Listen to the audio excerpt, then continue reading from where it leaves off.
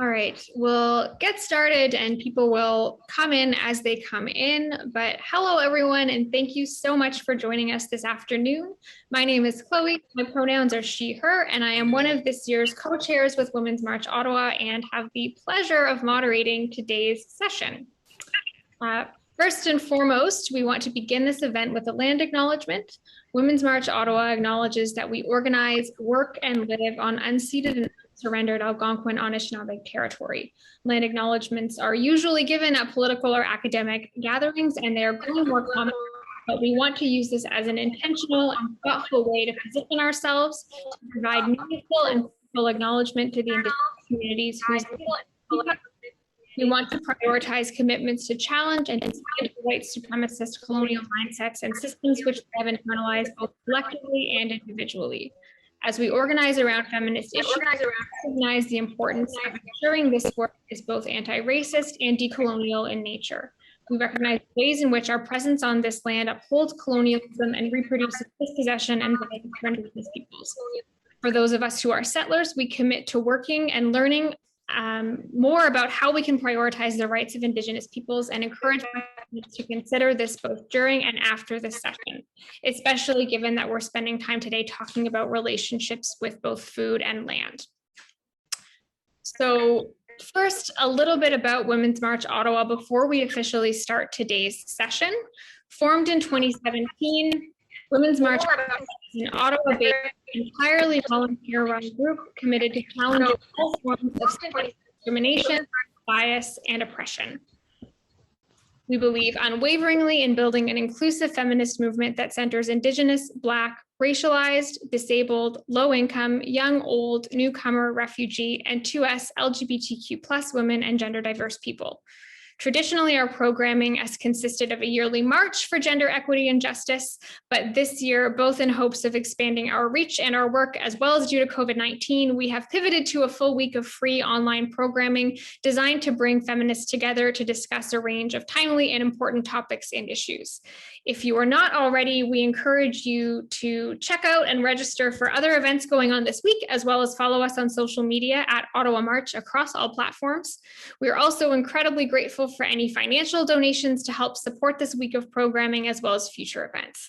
So thank you so much to the Canadian Federation of Nurses Unions, Rogers, Councillor Teresa Kavanagh, and our generous individual donors for supporting this week of events. Information about registering for other events this week, our social media, and how to donate to support WMO is on the screen now, and I will be putting it into the chat right now as well. So for this session, all of the logisticy pieces aside, for today's session, we're here to, as our second event of the week, with a discussion on the relationship between food issues and food security and feminism. We're joined today by three panelists who will answer a number of questions and share their knowledge and experience with us over the next hour or so, and might even be doing a few hands-on demonstrations showing you how you can grow your own food. And if we have some time at the end, we will open up space for Q&A, though we did learn at our webinar yesterday that timing might be a little bit tight. But if you do have questions, we encourage you to use the Q&A feature on Zoom to submit them, or you can just put them in a comment in the chat box. And for those who wish to use it, closed captioning is available and enabled for this session on Zoom, and you can enable or disable it at the bottom of your screen. We also welcome folks to add comments or thoughts using the chat feature on Zoom throughout the session. At the same time, we're implementing a strict policy to ensure this space is safe and respectful, so please know that any comments or behavior that is hateful or disrespectful will result in you being immediately removed from the session. So all of that aside, to officially kick off our session, I'd like to introduce our incredible speakers. Our first panelist, Gurneet Dhami, she, her pronouns, is a dietetic professional pursuing her master's in applied human nutrition at Mount St. Vincent University in Chibuktuk or Halifax on the East Coast. She is an emerging researcher with expertise in community-based projects, food security, and health equity. Gurneet has presented her anti-racism research in dietetics at conferences, workshops, podcasts, and panels. She is currently co-leading a youth food committee in collaboration with the York Region Food Network focused on sustainability and food justice. Her interest in interdisciplinary collaborations, systems thinking, and intersectionality ground her activism and relation to the land.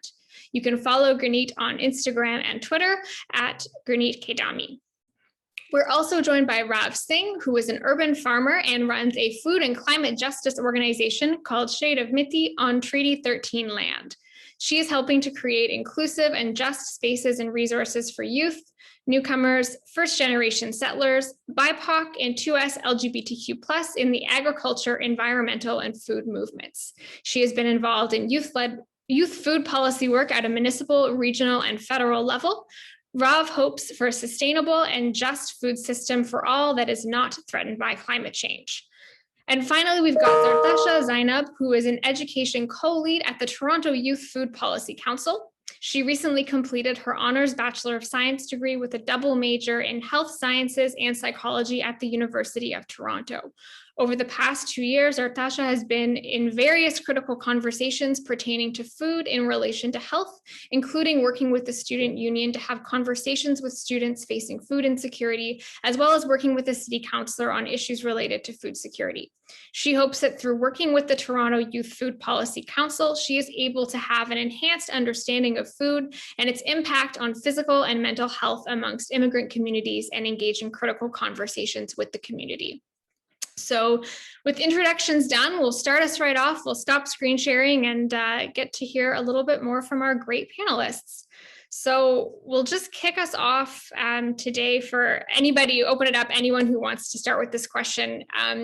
But part of the reason that we wanted to host this discussion is because we know that these aren't topics that feminists are always talking about. So for some people today, we know that some of these conversations might be entirely new. So could you just explain what terms like food security, food justice, and food sovereignty mean and how they're different from one another?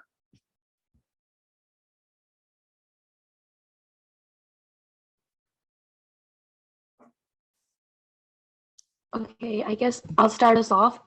So food security is basically having access to affordable food, whereas food sovereignty is more like controlling everything from food production, cooking, having access to a variety of different food options, as well as, being able to personalize how you want to cook your food.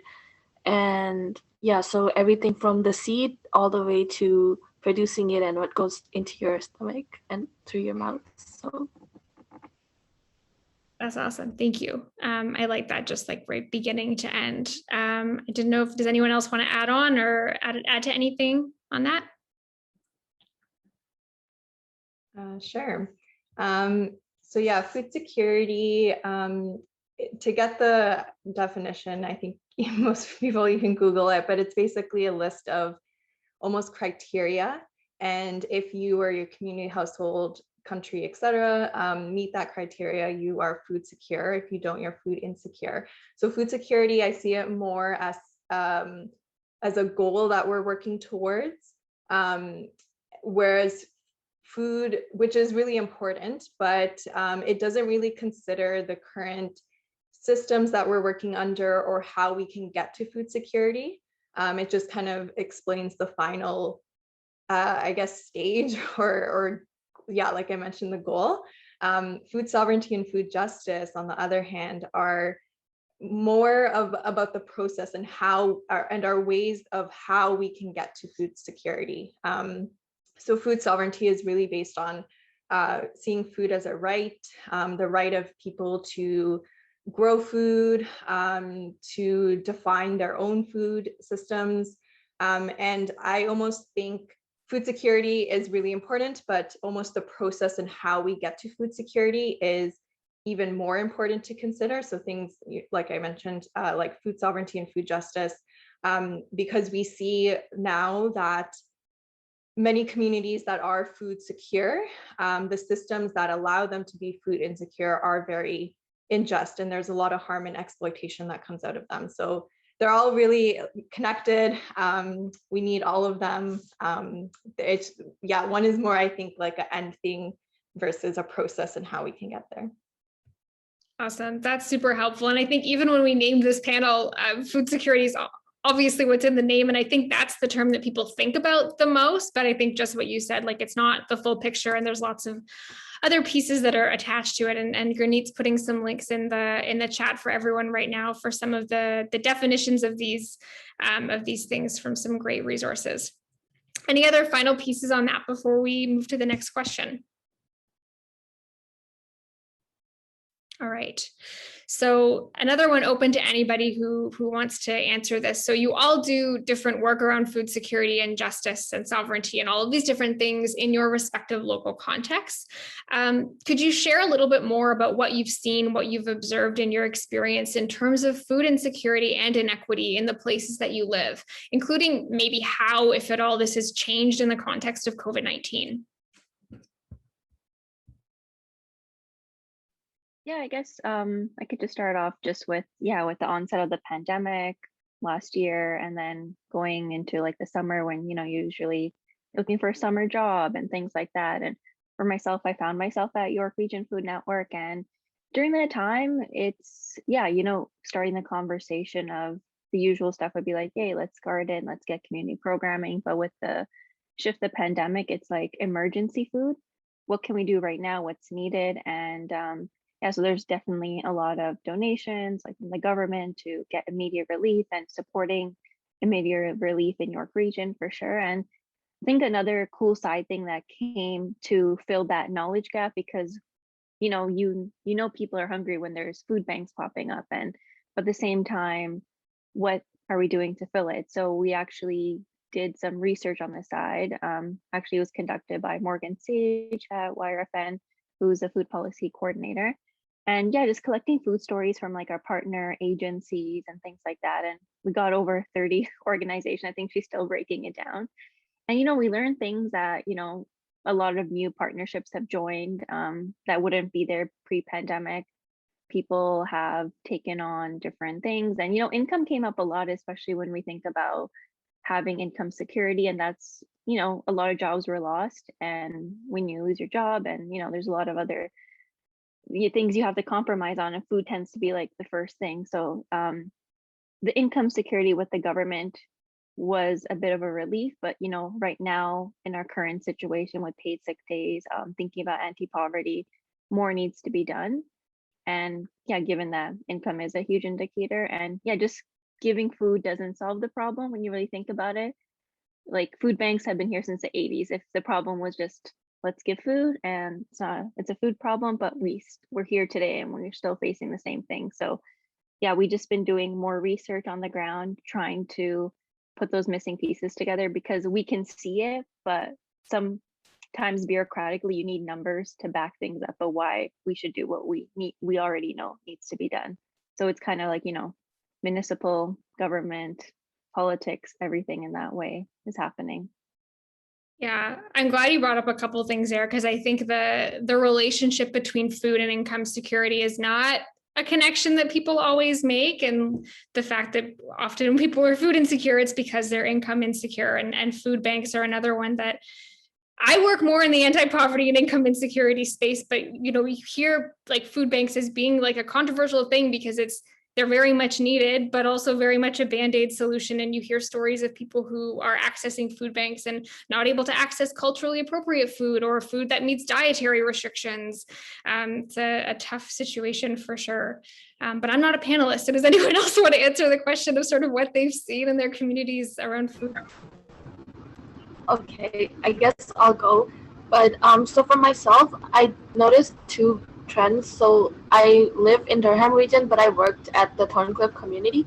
So in Durham region, I did see, and it goes back to what you kind of said, that like when there's no income, then it's harder to become more like self-sustainable. And then the population in Durham is a little bit more stable in terms of income. So like I saw a lot of businesses pop up everywhere, like food businesses and just like entrepreneurship and things like that. But with the community, they are like a low income community, and I worked for a little while with the Thorncliffe Park Women's Committee. There were a lot of things I didn't completely agree with, but they did do this one initiative where they would go door to door and give people like home cooked, culturally relevant foods. But still, like while I was like helping like deliver some of those meals, there were people who they face language barriers, so they don't always know the food options that are available.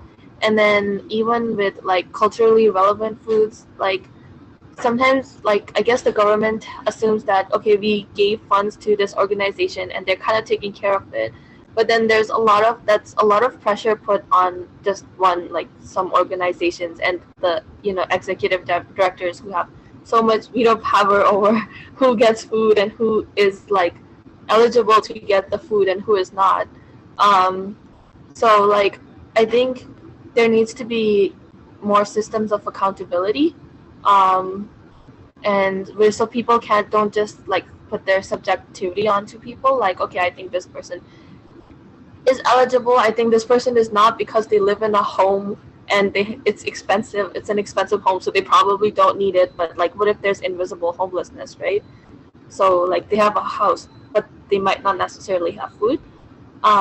So yeah, those are two things. And then finally, there's also a recent incident that's happening where there's like a plaza in the Thorncliffe community, and then it has like one of the biggest food options, like cultural food options in the community, which is called Iqbal Foods. And then there's also like a pharmacy and other resources, and Metrolinx, without like doing a proper community consultation, is shutting down all of those restaurants and health and social services. And it's because people there were not properly consulted because of language barriers. So I think that just like when we talk about food security and people facing food insecurity and bring that conversation into like a feminist conversation, there needs like I would say there definitely needs to be more um, cultural competence maybe, or just addressing like people, not everyone is going to have the same, like be able to engage with the government and policies in the same way, because some people, like that community definitely is facing so many language barriers, right? So yeah, those are my 2 cents. No, I think that's awesome, and we'll definitely touch on some of that, I think, in a little bit. Just any kind of final pieces on that question around what you've seen COVID-19 pieces. Okay.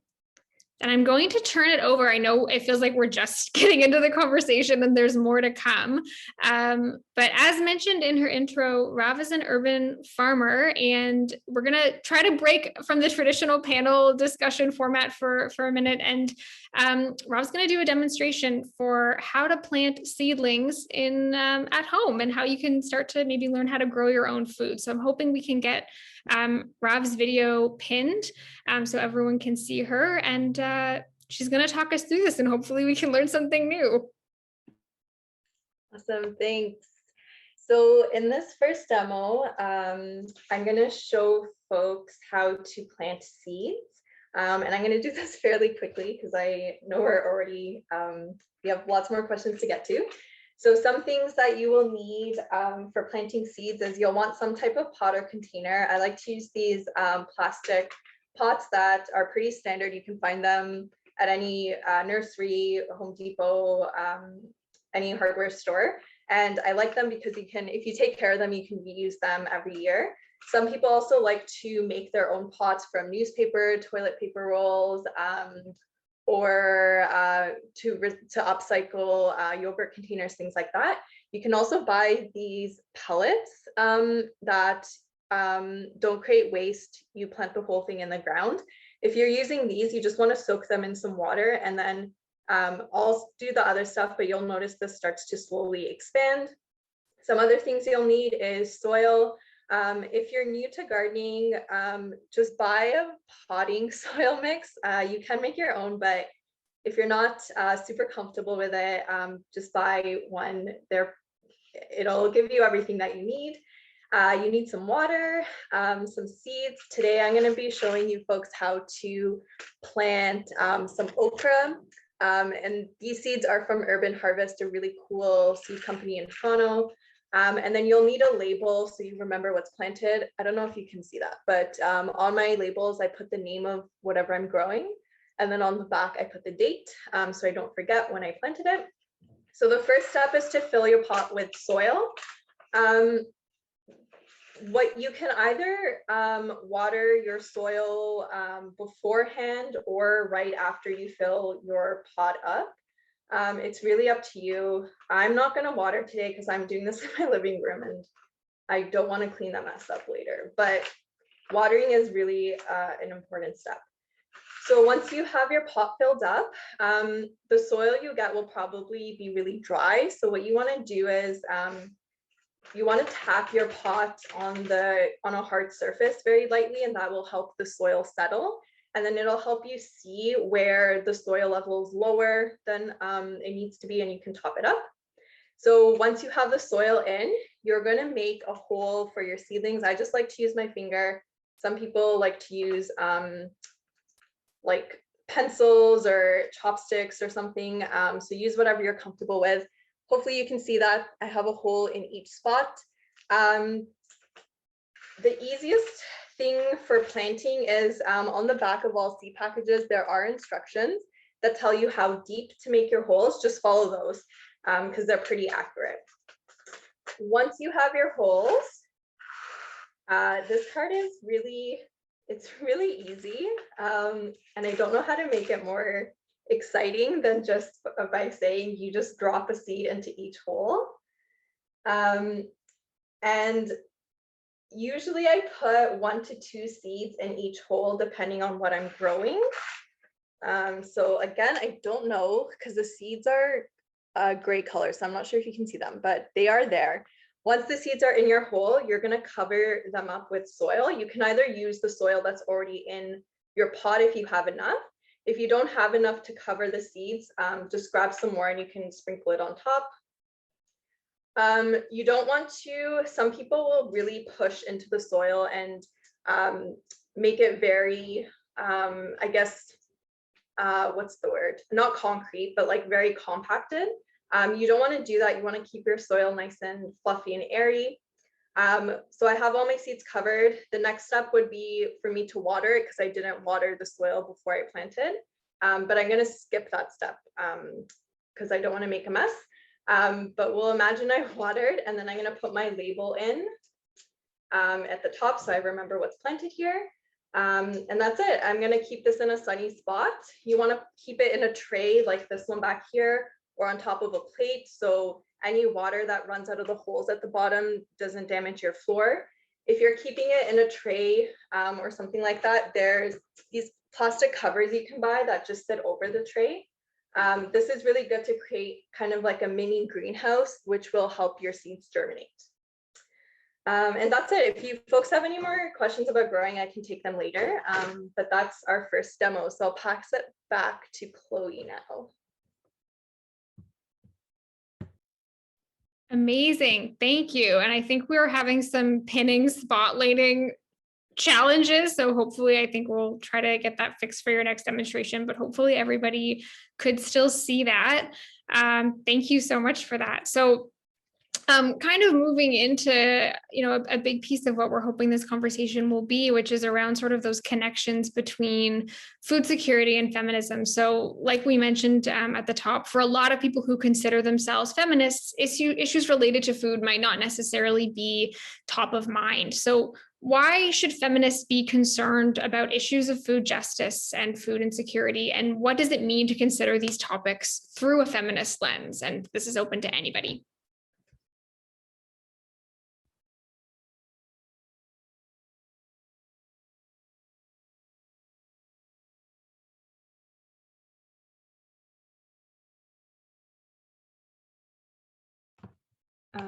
I can start. Yeah, so in a lot of cultures and communities, women are often the land protectors or the seed keepers or seed protectors, and roles like that, and they're often at the very forefront of food, farming, and land movements. So a really great example is the farmer protests happening in India right now, and also in a lot of South American communities that are unfortunately, having to really fight for their environmental rights. We see women at the forefront of a lot of these movements, but often they are unseen and unfortunately very unprotected in these roles. So there's, yeah, a lot of harm that is caused there, but yeah, they are very much at the forefront and the leadership of these roles. Yeah, thank you for that. I think the connection there with like even the climate justice piece and just like activism in general, how a lot of these movements are often women, and especially women who like face different systems of oppression and who are at the front of movements, whether we're talking about food justice or climate justice, and not recognized or not protected. Thank you for that. Did anybody else want feminism in peace? Yeah, I would just like to add also, like, there's a lot of women who come from single household where they're the sole providers, and then they have to struggle with like just accessing food or additionally providing like income for their family, and it's like really burdensome for a lot of them. And especially like within the Somali community, for example, like I did some readings on it and how there's single parent households, and on top of that they have language barriers. So that's like definitely something that needs to be included in feminist conversations. And additionally also like recognizing people have intersectional identities. So like the experiences of refugees coming from war-torn countries, where now it's a whole like cultural shift. The kinds of roles that they took on, like it's completely different here. And then you know, on top of that, accessing food security and things like that. So yeah, just like having that intersectional approach within feminist movement. That actually brings us right into our next question. And Gurneet, this is targeted at you, so I'll let you kind of elaborate on this piece here, because a lot of your work has involved challenging and combating racism within the food space and the food sectors. So could you share a little bit more about how issues of food insecurity and injustice and racism intersect, and what an intersectional approach to thinking about food issues might look like? Yeah, and like I also just pasted a link for like the feminist economic recovery plan. You probably have seen it a lot, heard about it, and I think it elaborates more on what Zartasha and Rav were just talking about, with like women being on the front line and also women taking the burden, and those disproportionate inequities that continue to impact them. And yeah, I guess like for myself, like being a dietetic professional, being in a profession where like when you think about diversity and representation, like it's everything's literally on the plate. I would say in the profession, that's something that we're trying to work on and do more with. And yeah, I think others brought up the point of intersectionality. And when you think about intersectionality and where that's very all encompassing, it brings in the racial aspect, the gender aspect, a lot of other things. And that's actually a term coined by Kimberly Williams Crenshaw, a Black feminist scholar, legal scholar. And yeah, that really just, explores those complexities. And, you just don't view one person as just one entity, right? It's like, gender, race, um, all these other social aspects that make us who we are today. And I was just looking more into this, and with the pandemic, it's, nothing really new. Nothing new, actually. We know that, the negative outcomes have always impacted more vulnerable, marginalized community. You can just kind of see, being in Ontario right now, the hotspot areas. Where are people working? What do they have access to? Having access to vaccines, or just how are you getting the vaccine? How are you getting the food? How is your community? And like that really good example with Thorncliffe of like losing that, like create, like when we lose resources, there already are food deserts, and we don't have access to grocery stores and things like that, and you're losing the ones that are affordable, and especially for culturally relevant and the cuisine that you want, right? Like I have to go to my Indian store, but we're not really going to Peel over there, across the border there, or Toronto, just because of everything going on. So it's kind of like you have to make do with what you have, and sometimes the international aisle is not always the best or has everything for you. But yeah, I think we can't pick things apart. We need to start putting things together, understanding racism impacts the food, understanding the economics, yeah, putting it all together and not treating them as separate entities, because at the end of the day, we're not, as humans, we're not just separate entities. A lot of identities come together to make who we are, and it's just bringing that together full circle. Because if we keep on looking at this food issue as a food issue, not income issue, not racism issue, we're never going to get to like the actual solution or areas of change, because people who need to be together aren't together. And that's something I think the pandemic has brought us all together in different ways. And food has been a mutual point, literally. Like I see everyone always sharing that there's comfort in food. So why can't we do more about it? So that's something like, you know, kind of call to action for that. Yeah, I appreciate you bringing up. The panel that we had yesterday was around Black feminist organizing in Ottawa, and there was a question similarly around kind of like the impacts of COVID. And a couple of panelists brought up like, yeah, you know, COVID has exacerbated things, but they were already there. Like these aren't new issues, and like, you know, you can talk about things in the context of COVID-19, but we can't stop talking about them once COVID-19 is over, and we shouldn't be talking about these things as if they only sprung up like in the context of a pandemic, because that's obviously not the case. So I'll let folks chew on that. That was a horrible pun, but I couldn't help myself. And I'm going to hand it back over to Rav for her second demonstration.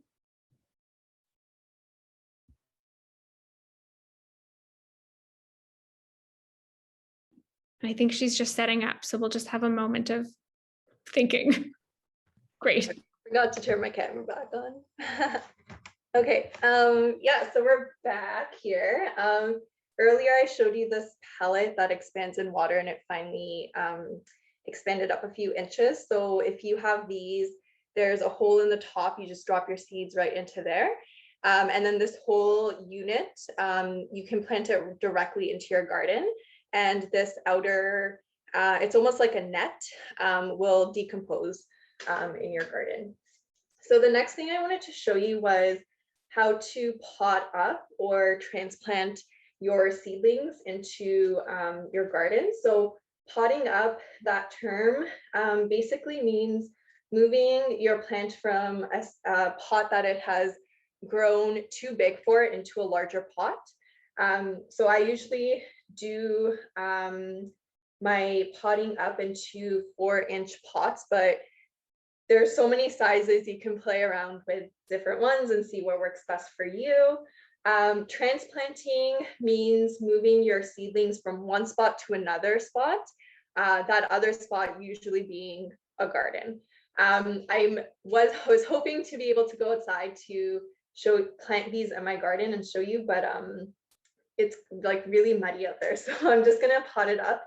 It's the exact same technique you use for potting up is the same technique you would use for planting these into your garden. So here, I have some Malabar spinach growing, which is super delicious. And as you can see, they're starting to get really big. One way to check to see if your seedlings are too big for their pots is if you see roots, there's like really small roots that are starting to come out of the bottom of my pot. That means that it needs to be moved to a bigger pot. Something else you can do is when you take these seedlings out, you'll see the root system here. They kind of look like white lines. If you take it out and there's a lot of white lines and you can't really see the soil, that means it's time to move it to a new pot. So what you do is, if you're in a garden, dig a hole to the depth you want, or if you're using another container, fill some soil up to the height where you want the bottom of the plant to sit. So I've already added some soil here. And then you're gonna water that soil or your garden where you're digging, and then also water the seedlings. You want the water to be like dripping out of the bottom. The reason for that is because it's super, super stressful for plants to be moving around. So to help, just to help protect them during the move, you want to give them a lot of water. Again, I'm not watering just because I don't want to deal with a mess, but if I was, I would have literally like soaked this in water. The next thing you want to do then is you want to gently take your plant out of the pot. So to do that, To loosen it up, I like to squeeze the edges of my small pot to loosen it up a bit. And then you want to grab it at the base of the plant and gently pull it out. If you start to see the roots ripping off, you want to stop and try a different technique because you want to protect the roots. After this, super easy, put it either in your garden hole or into your pot. Fill your garden hole up with soil, or if you're using a pot, just fill the edges up all around the plant. And you want to do this fairly quickly and gently because the plant is under quite a lot of stress when it's moving around. So just be gentle with it and be careful. I think that's pretty good. So now it has more room to grow. The roots will have more space to grow outwards. After you plant either in your garden or in your bigger pot, you want to add a lot of water to that soil, even though we watered before. Again, just to help protect the plant. And then the last thing you want to do is just keep an eye on the plant over the next few hours and days. If the leaves start to droop down, or if it starts to, I think you can probably see this in the camera, but right now this plant is really vibrant green. If it starts to get dull or anything like that, it probably means the plant went into shock from being moved around. So you want to give it a lot of water, a lot of care to make sure it's able to recover. So that's potting up and how you can transplant into your garden. And I'll pass it back to Chloe now.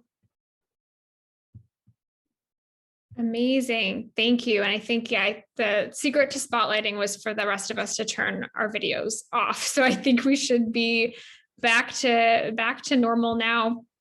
And just a couple questions left. And the next one is for Zartasha. You're a member of the Toronto Youth Food Policy Council, which is very cool. And I had hoped that there was one in Ottawa, but there does not seem to be an active equivalent in Ottawa. So we're super excited to have you here. Because you engage youth in discussions about food justice and also the world's first ever youth-run food policy council, which is so cool. So what's something that you've learned while working with TYFPC, and why is it important to engage youth, including youth from diverse backgrounds, in conversations about food policy and equity? You're on mute, just a heads up. Okay, so I guess to start off, sorry, if I can just have like a moment.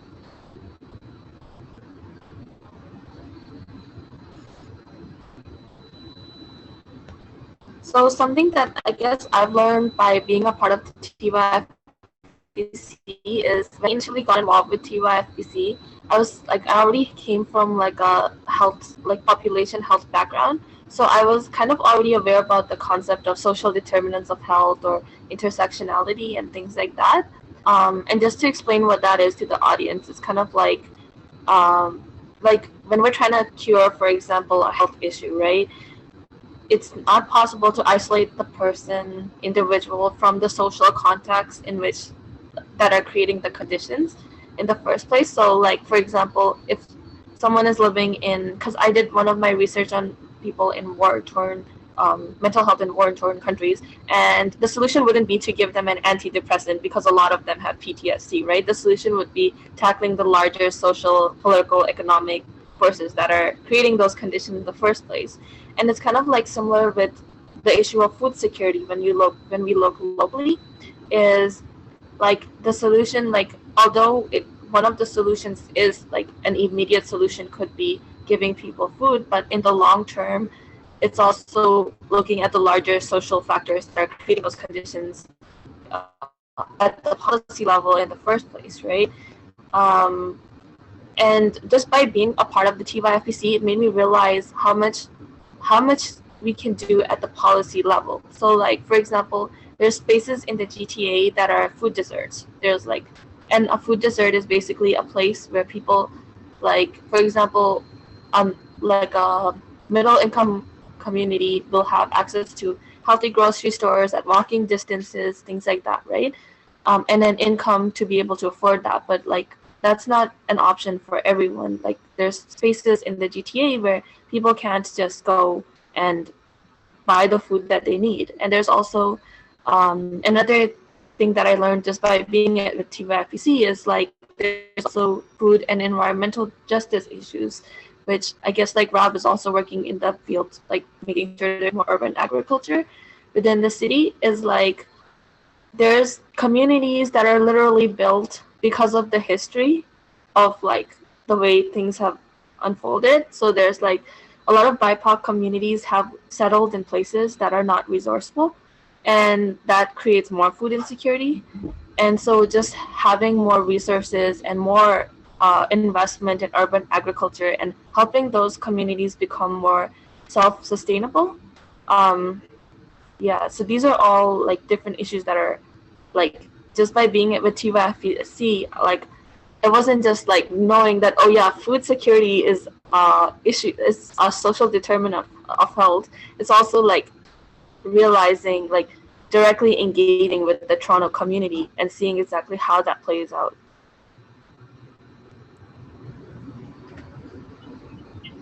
Yeah, thanks for sort of those different definitional pieces, the social determinants of health, the food desert. I think those are all things that are really useful, practical things for people to know. So we're just coming up on our last question, and I think we'll actually have time for Q&A, which is awesome. But thank you, all of you. So just to wrap up, we want to end on a note of action. So what are one or two actions that feminists concerned with food security and justice can take to further their learning and action in this area?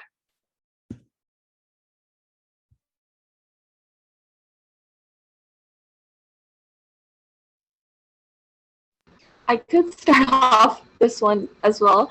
I guess just trying to make sure that there are like more, and this is kind of like brought up in yesterday's discussion as well, is feminism tends to box everyone into this is what feminism is, but like when we look at it from an intersectional and like I guess intersectional approach, is like realizing there's diversity within like women and their experiences, and just like how like just making sure that they're at the table making more decisions and that their voices are also heard.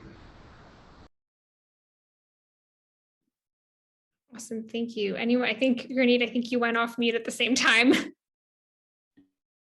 Yeah, and I guess just thinking about that, and like sometimes you think you need to do the biggest thing, but sometimes it takes time to get there. And it's looking in your own neighborhood, like what resources do you have? Do you see any community work already being done? Do you see any groups?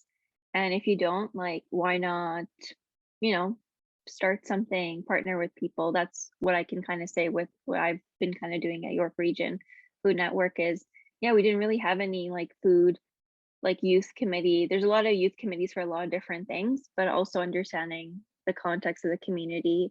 There is obviously affluence, but privilege kind of mass poverty here. So it's how can we bring together people that, have these radical ideas and want to make change and like, want to step up and challenge politicians and planners and, so much more.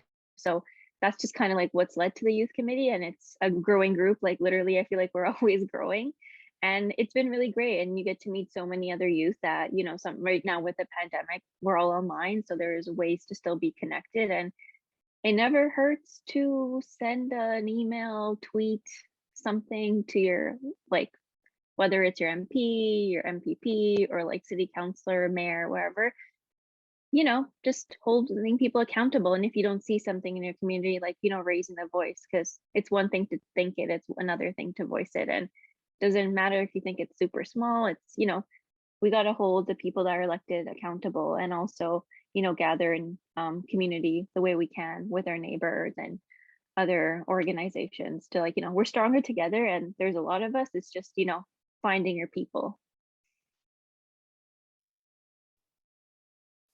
It's awesome. Any other final thoughts before we move? I'm just gonna do one last thing. So I remember I mentioned the issue that's happening with the Thorncliffe community, where they're kind of shutting things down and just building transportation on top of that. So I'm just gonna share the link with that, and you guys can check it out and just sign it. Awesome. So we've got a couple of minutes for questions, and we've got a couple of questions in the comments as well as the Q&A. So if folks have other questions or thoughts, please feel free to add them in, but I'll start with what we've got now. And Zartasha, I'll start with you because we've got someone asking how they can join the Toronto Youth Food Policy Council. All right, so I think like around, I believe, and I think Rav can correct me because she was a part of it as well, but when I joined, they opened up applications around May.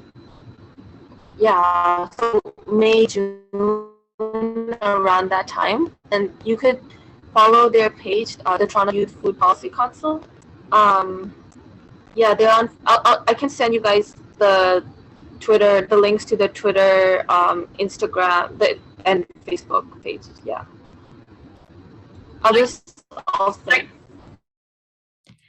I could also send that out after I just heard if there's any other resources.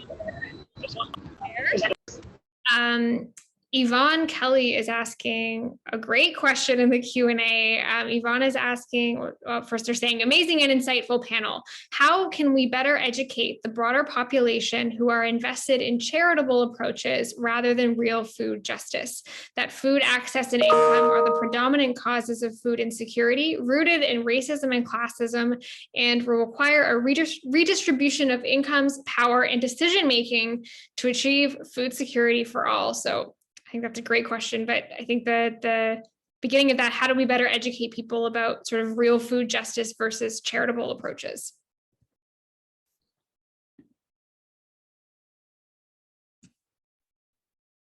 So I think maybe Gurneet mentioned this earlier, but I think especially with food security, food justice, projects, initiatives, things in those related fields, I think we always go through the nonprofit charitable framework, which and it sounds like this individual also knows like there are issues with that. But I think it is important to remember that although there are issues, charities, nonprofits, etc., they do have an important role to play in these initiatives. So I don't think it's completely like turning away from them. But something that I think we can do to help better educate the broader population is really helping them know how to approach charities and nonprofits who say they're doing this work and know how to ask them questions, so they're able to figure out if these charities and nonprofits are actually doing what they say they're doing, to think critically about who in the community they're supporting, whether it's a charity or just a business. And yeah, so I think we need to help each other learn how to think critically about who we're supporting, why we're supporting them, and what to do if we do come across a nonprofit or charity model that says they're doing one thing, but then you look at their team or look more into it and it's not exactly what you thought you were supporting. How we can hold them accountable to it, and how we can bring these conversations up to help them do some internal work. Yeah, I think accountability, I think all of you have brought up accountability, like Gurneet mentioned, sort of holding politicians and elected officials accountable. And Zartasha, you also mentioned sort of how like the power relations within nonprofits and how to kind of ensure that there's accountability there. And Justine is saying in the comments right now that accountability in the charitable sector is so important. Gurneet, Zartasha, did either of you have anything else to add to that question? And if not, we've got one that I think lines up well with that. Yeah, I'm just gonna add that, kind of like building on what Raf said, is like charities serve a really important role, and course, they need to also be held accountable to make sure that they're doing what they say that they're doing. And at the same time, the main issue is when people depend too much on the charity, so that they're not able to become,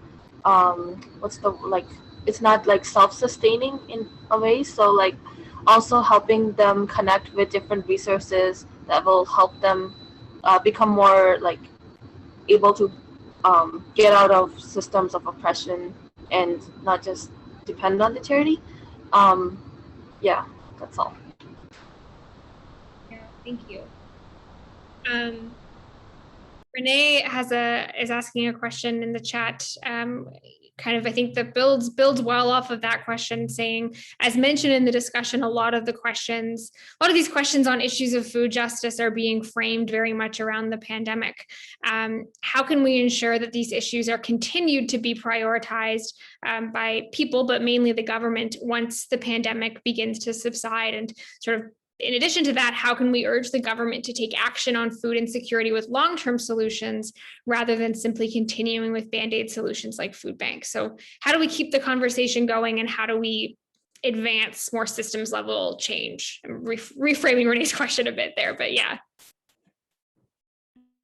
Yeah, I'm just thinking too, like, if something's not in the news, or if you don't see it all the time, you kind of think it's doesn't concern me, or this has been solved, or let's focus on other things, right?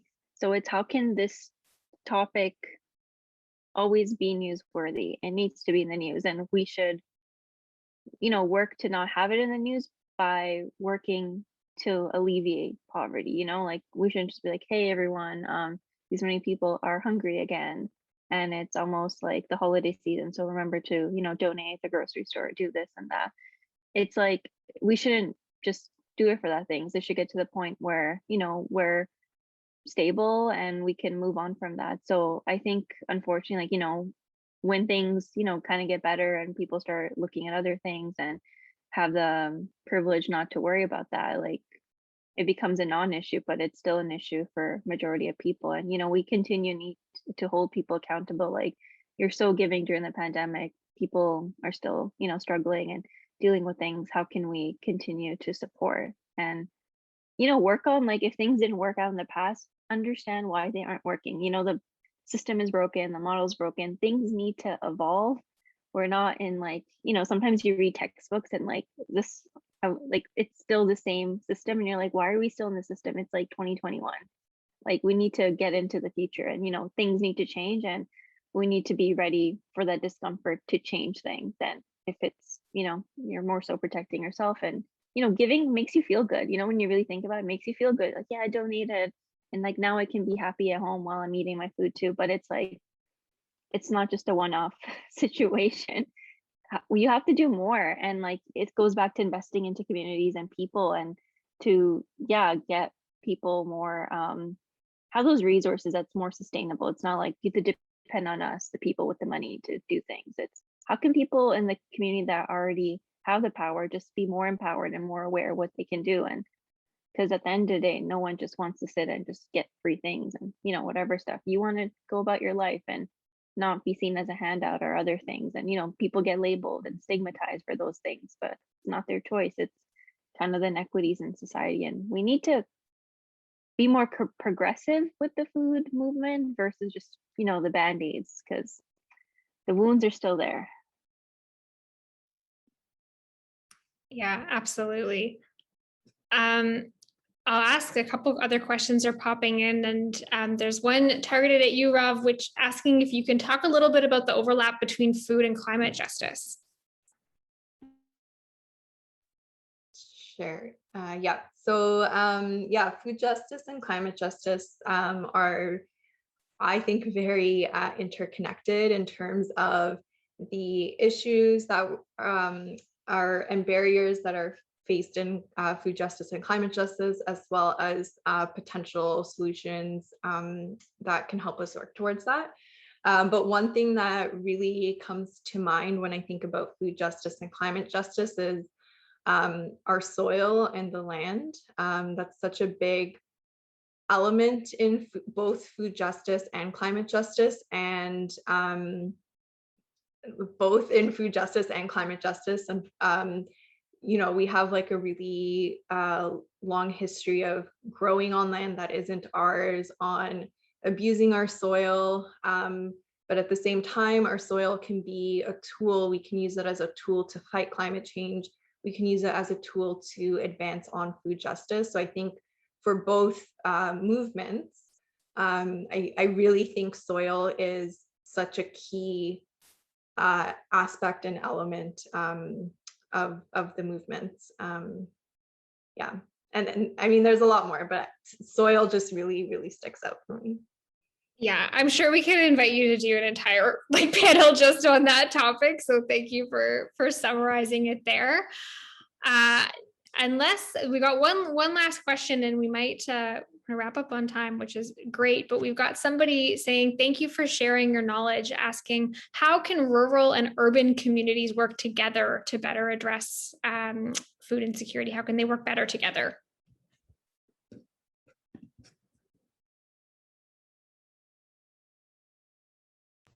I guess I can start this one off.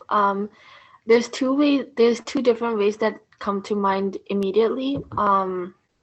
So one way is just there's a lot of issues with transnational companies that they're the ones selling a lot of foods, and then it's overpriced and it's not even healthy. It's processed and convenience foods most of the time. So like just having more accessible, affordable food in urban spaces that is locally grown is one solution. And then another issue is also there's like, for example, Peel region has a lot of issues for food waste, whereas in certain regions in Toronto East, there's issues of food insecurity. So just like allocating resources in a way that like everyone has access to affordable and healthy food options. Awesome, thank you. Anyone else on the urban, rural, how those communities can work better together?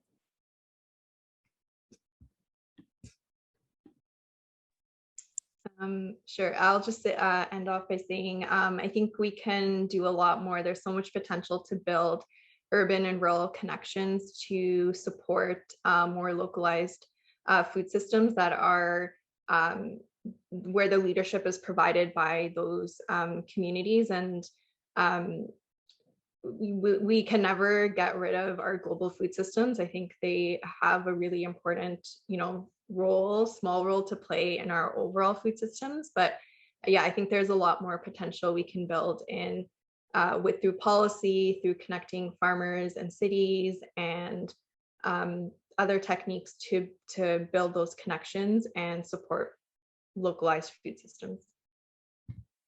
Awesome. Thank you. Okay, we're just coming up on time. We're going to wrap up right on time. So thank you so much to everyone who's watching on Facebook and who logged in over Zoom, as well as to our fantastic speakers for so generously sharing their wisdom and experiences and their food growing tips. So thank you so much to all three of you for coming out today. It means a lot. We hope that everyone enjoyed this discussion and invite you to continue your learning and support the work of both these and other activists. We can send out some links and resources when we send out the follow-up email to this webinar. And in the meantime, don't forget to check out our website and register for the rest of the events that we've got lined up for this week as part of our spring programming. Tomorrow, we are doing a session on art and self and community care led by KJ Foreman, also known as Lucky Little Queer. And we're going to color, and it's going to be really fun and wholesome, I think. So thank you so much to everyone. And thank you so much to our panelists. And I hope you have a great rest of your day and your weekend.